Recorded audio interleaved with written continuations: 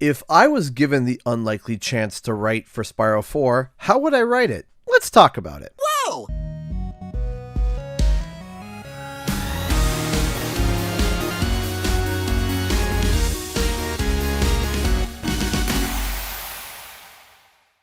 What's up guys, Canadian Guy here, and back with a bit of a different video. See, normally I report on news, talk about theories, and give my thoughts on everything Crash and Spyro. But today, I wanted to do something a bit different. I wanted to show a bit more of my creative side. Not to be bound by theories or patterns, but only to my own creativity while being mindful of the source material. In today's video, I'm going to be talking about how I would write Spyro 4 and some of the details that I think would be awesome for the next game. So imagine this never happening situation, but I get a phone call from Activision telling me for some reason I have been hired to give some of my ideas for story and gameplay for the next Spyro game. The first step would obviously faint, but then the second step would basically be the contents of this video. So let's get to it. First things first, we have to look at the DNA of Spyro, what the original game brought to the table, what Reignited left behind and added, then build off of that core. Spyro is a charming 3D open world collectathon that's separated by levels. The levels are relatively easy to complete, but the game's difficulty goes up when trying to collect everything, so 100%ing the game. The collectibles are usually two things: gems and some other story aspect collectible like dragons or orbs. Now, Spyro has 3 different story collectibles in 3 games, and each one was a bit different: dragons, orbs, and eggs. Now, I think I can assume that out of the 3 games, most fans can agree that the best collectible was the dragons, especially in the Reignited Trilogy's Spyro 1. They added so much more personality and life to the game and made you want to hunt down each and every single one. Didn't even matter if you were trying to 100% the game or not, you just wanted to see what they looked like. So for the next game, I think finding dragons should be the main story element. However, we encounter a bit of a stale issue. See, in terms of story, how would this go? Why would all the dragons that Spyro saved in the original game get frozen again? It wouldn't be as fun to go through and find the exact same dragons. It doesn't give as much of a surprise or glee like the original would. So that would mean that in order to get back that shock and happiness, new dragons would have to be introduced. But how? And how can you introduce so many new dragons to constitute a new game in terms of collectibles? Also, one element about Spyro is that the story is simplistic and straightforward, nothing too complex or hard to follow. Well, that's when we turn to the story of Spyro thus far and see where new dragons could be introduced in a natural way, which I think I found. In Spyro 2, the professor made a super portal that was powered by the orbs. They allowed them to be able to travel to far-off lands unlike the other portals. When the super portal's final touches were applied, Hunter punched in coordinates that he lovingly related to his birthday. Well, he called upon Ripto and his 2 goons. Now, Ripto looks around and says a very key element here to how the story could go. Where are we? No dragons? Wonderful! Stop right there. No dragons? And judging by the earlier cutscene from the game, that him literally declaring that he hates dragons, well, in order for him to have a hate for said dragons, he has to had to deal with dragons beforehand. But to my knowledge, Ripto is not from the Dragon or Forgotten Realms. When he sees Spyro in that earlier cutscene, who again is from the Dragon Realms, he does not recognize him, and Spyro likewise has never heard nor seen Ripto before. So with that said, we can assume that this story insert that there is another land out there with more dragons from outside the Dragon Realms is logical. This is where we get the game collectible and plot objective. Now, what would be the plot? Why are there other dragons? Why does Spyro have to go help them? There could be multiple ways that this could go. But what if the reason why Ripto hated dragons so much was because maybe there was some great conflict and annoyance from where he originally came from? What if he wasn't the only warlock and had to deal with others? It would explain his superiority complex.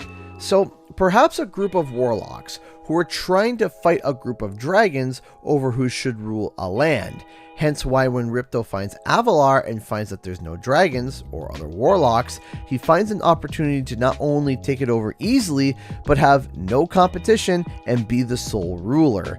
Maybe in a far-off land where Ripto came from, there is a fight between warlocks and dragons, but the warlocks begin to win and they begin to twist and corrupt the land to their bidding with their magic. And sadly, the dragons are crystallized and put in some sort of a stasis. However, the magic does not affect young dragons, so maybe another young dragon escapes through a portal to try and seek help, coming through Avalar's super portal and encountering the professor and Alora. Now here is a plot point and new character that could be introduced. This character could be a Toys for Bob's own creation, an old friend like Flame, or a fan favorite like Cinder. This would be up to the developers. But the professor would bring this character to the dragon realms and they would explain to the dragons what was happening. The dragons all agreed to go back up this new clan of fellow dragons, but this new dragon informs them about the magic and how it would affect adult dragons, that only young dragons can fight against it. They look at all the newly hatched dragons from Year of the Dragon and make the obvious connection that they couldn't send them, and thus all eyes turn to Spyro to have to, once again, go with his new companion and help save these new sets of dragons. Spyro, of course excited for another adventure, runs after his new friend to go help save this new dragon realm and stop the fighting between the warlocks and the dragons. Now, I truly believe that one of the strengths of the Reignited trilogy was its environments. They were lush, they were beautiful, and you just wanted to get lost in that world forever. Even people who had never played the original Spyro were gawking in awe at how amazing the game looked. So what if this strength was exploited? So remember how I said that the warlocks would be corrupting the land? Well, imagine Spyro showing up to the first homeworld. All the grass is dead, the trees are hollow, all the water is poisonous, it's all just corrupt and terrible. You can see all the portals are shut down and the overall tone is lifeless. At the end of the level, there's a giant purple gem that's jammed into the ground that's guarded by a magic aura. Before Spyro can even start on any of the levels, he has to clear out the homeworld of all the bad guys and destroy the crystal that's sapping the world of its magic and life. If you are wondering, yes, this is a subtle throwback to Spyro: A Hero's Tale. There are some dragons in this homeworld whose magic is being sapped to power the aura that protects the crystal. So in order for Spyro to get access, he has to release all the dragons trapped in their crystal stasis. So the dragon's magic being sapped and being used to protect the dark crystals still follows the Spyro plot while still being a straight and forward game. Once all the dragons are freed, the aura drops and Spyro can destroy the crystal. Now it would be up to the developers to maybe put like a Spyro 1 like boss that's trying to defend the crystal, but that's just a suggestion. Once the homeworld has been cleared, a grand animation happens where the crystal explodes and like a rain of life the world begins to flourish once more. A sequence of grass revitalizing itself, the sky clearing, everything returning to normal and lively, which would be a grand surprise to the player to see what the homeworld would look like. Once the homeworld revitalizes itself, all the portals then open, allowing Spyro to travel to each and every world. Now we get to how the game progresses. Each game in the original trilogy is a bit different, but I thought something that combined what each game had done while still staying original would be the best bet. Spyro's companion would explain that there are dragons who are lost in the different worlds, and in order to break down a barrier in the home world that leads to the first boss, a certain number of dragons have to be freed to help break it down. Speaking of bosses, who or what is the villain in the game? Well, every single game there has been one big baddie with a sideshow of characters, but what if this time it was not just one villain, but a group of five warlocks with different strengths in different areas? But this is where a lot of the comedic humor can stem from. See, it was originally 6 members, but the 6th was Ripto, who was made fun of endlessly by the other 5, hence why he left so quickly in the second game. Jokes about his height, failed plans, and stupid goons would be constantly thrown around. Spyro could even brag about beating Ripto at one point to the warlocks, and they would all start laughing, telling him that Ripto was a joke and beating him was no feat. So after Spyro goes through each world where dragons and stasis are hidden, there would also be creatures living in that world that have problems due to the Evil Five's minions causing a muck. In exchange for Spyro's help, the citizens of the world would help Spyro find and save the dragons in stasis. I also thought it would be funny if you saw some of the citizens interacting with the dragon in stasis and the dragons complaining about it after they break open, adding more interaction and comedic timing to the world. Now this is where we could include a second collectible. Remember Remember how dragons were having their energy drained away to power the aura that protected the dark crystal that corrupted the homeworld? Well, I thought it would be interesting if the warlocks found a way to store some of the dragon's energy in some form of a battery-like crystal. These crystals could be used to power obstacles in Spyro's way, like evil machines, barriers, and possibly even mini-bosses. Think of the orbs that were used to power the super portal from Spyro 2, but, used for evil. These crystals then can be given to the saved dragons, and they can break it and restore their power to 100%, thus unlocking the 100% ending. Gems, of course, would make a comeback, along with Moneybags, who somehow shows up and makes an evil deal with the Warlocks, just like how he made with the Sorceress. But of course, Gems help distract him long enough for Spyro to get past his guard, adding more to the collectathon nature and resuming your hate for Moneybags. However, Moneybags would play a little bit more of a key role in the ending of the game. Speaking of, how would the game end?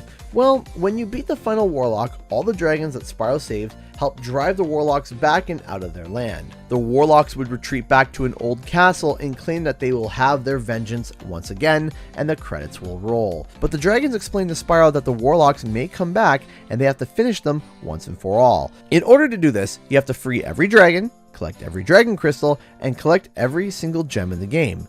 Cause guess who's been put in the guard tower and told to keep the door closed from anyone accessing the Warlock's castle? You guessed it, Moneybags. And the only way he will open the door is if you pay him more than what the Warlocks are giving him, which will require every single gem in the game. When entering the Warlock's castle, Spyro's newfound friend is too scared to go with him, and Spyro bravely says that it's okay and trots on by himself. But we see his companion run away and head to the super portal. After some banter from Spyro and the Evil Five, the final boss is all 5 Warlocks working together. Think of the second fight with the Sorceress in the third game. Whether each boss would have a phase, or they would be together in a giant death bot or something working together, it would be up to the developers. However, their internal arguing and bickering is when Spyro can take the opportunity to cause some damage. Once they have been defeated, they decide that instead of taking over the dragon's lands, they will destroy it. They blow the roof off the room that they were fighting in and combine their powers to try and cast a spell that would destroy just about everything. But their spell is thwarted when not only the new dragons that Spyro saved come flying in, but all the dragons from the Dragon Realms as well, led by Spyro's newfound friend. They send the Warlocks packing, never to be seen again. Nestor and the other dragon leaders then greet the new dragons and forms an alliance with them, allowing for a portal between the worlds to be opened and for all dragonkind to roam freely between them. It is then revealed that there are even more worlds with more dragons that might also be in trouble, keeping the door open for future games and allowing infinite possibilities for any developer to create whatever world they want for any future Spyro game. So if I had to write for a Spyro game, this is how I do it. Thanks so much for watching, and I'll see you guys next time. A huge thank you to all those who support the channel through Patreon and being a sponsor on the channel. If you'd like to help it out, check out the links in the description below, where you can buy some CGE merch or become a Patreon. Also, don't forget to like and subscribe for more gaming and nostalgic content. Thank you so much everyone, and I'll see you guys in the next video.